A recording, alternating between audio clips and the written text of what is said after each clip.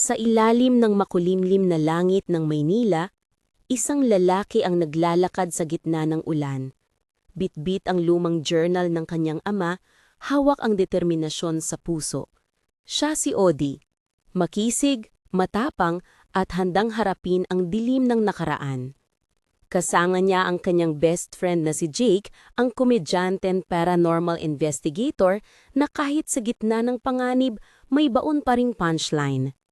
Ang kanilang misyon, hanapin ang Biringan City sa Samar. Pero bago nila marating ang mahiwagang lungsod, kailangan muna nilang daanan ang 8 bayan na binabantayan ng mga nilalang na hindi basta-basta sumusuko. Unang destinasyon, ang bayan ng Silag, isang lugar na tila payapa sa panlabas, pero sa gabi, may nilalang na lumilipad sa dilim, naghahanap ng laman-ob. Kabanat 1, ang paglalakbay mula Maynila. Sa isang lumang van na puno ng kagamitan, UV flashlight, mga anting-anting, at syempre ang paboritong tsinelas ni Jake, tumulak sina Odi at Jake patungong Silag. Habang binabagtas ang highway, nagkukwento si Jake ng mga urban legend habang si Odi ay tahimik na nagbabasa ng journal ng kanyang ama. Jake, ayon dito, huling nakita sina mama at papa sa Silag. May iniwan silang mapa, pero may babala. Huwag magtiwala sa katahimikan ng gabi. Bro, baka naman katahimikan ng gabi ang pangalan ng karaoke bar nila doon. Biro ni Jake. Jake, seryoso to. May sinasabi silang lumilipad na aniw na sumusunod sa mga dayo. Lumilipad na aniw? Bro, baka drone lang yan. O baka ex mo na hindi makamove on. Kabanat 2. Silag sa liwanag at dilim. Pagdating nila sa Silag, sinalubong sila ng mga ngiting pilit ng mga residente. Tahimik ang bayan, pero may kakaibong pakiramdam si Odi. Parang may matang nakamasid sa kanila. Sa barangay hall, nakilala nila si Aling Tersing, ang matandang albularyo.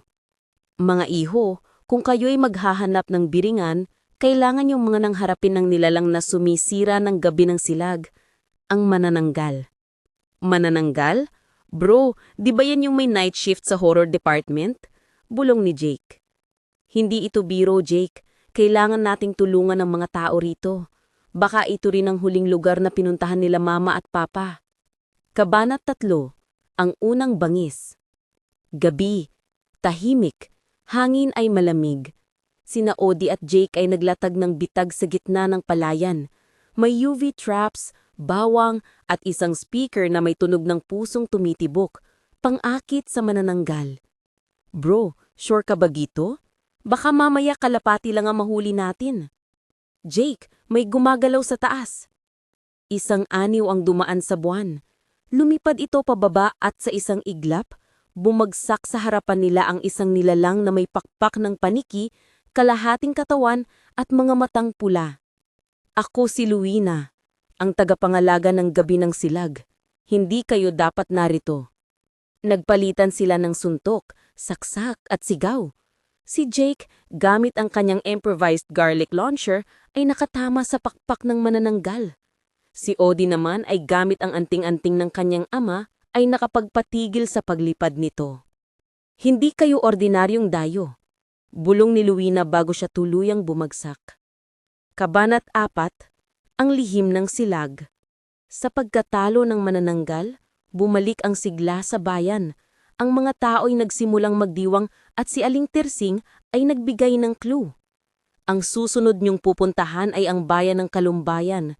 Doon, may nilalang na may kabayo ang ulo at tao ang katawan. Tikba lang. Pero bago yan, may iniwan ng mga magulang mo, Odi, isang sulat. Anak, kung nababasa mo ito, ibig sabihin ay nasa tamang landas ka. Huwag kang matakot. Ang Biringan ay hindi lang lungsod ng hiwaga, kundi ng pag-asa. Magkikita tayong muli. Kabana kay Ma, paalam sa Silag. Jake, isang kalaban down, 7 pa. Bro, kung ganito ang bawat bayan, baka kailangan ko ng extra tsinelas. Tara na. Kalumbayan, ang susunod, tikba lang naman ang haharapin natin. Tikba lang? Bro, baka may TikTok din siya. At sa pag-alis nila sa Silag, Dala nila ang unang tagumpay, ang unang piraso ng misteryo, at ang unang hakbang patungo sa biringan. Pero sa susunod na bayan, hindi lang lakas ang kailangan nila, kundi pasensya, talino at isang malaking bote ng shampoo dahil ang tikbalang ay hindi basta-basta nagpapatalo. Ito ang kwento ni na Odie at Jake, isang kwentong puno ng halhak, laban at hiwaga. At ito pa lang ang simula.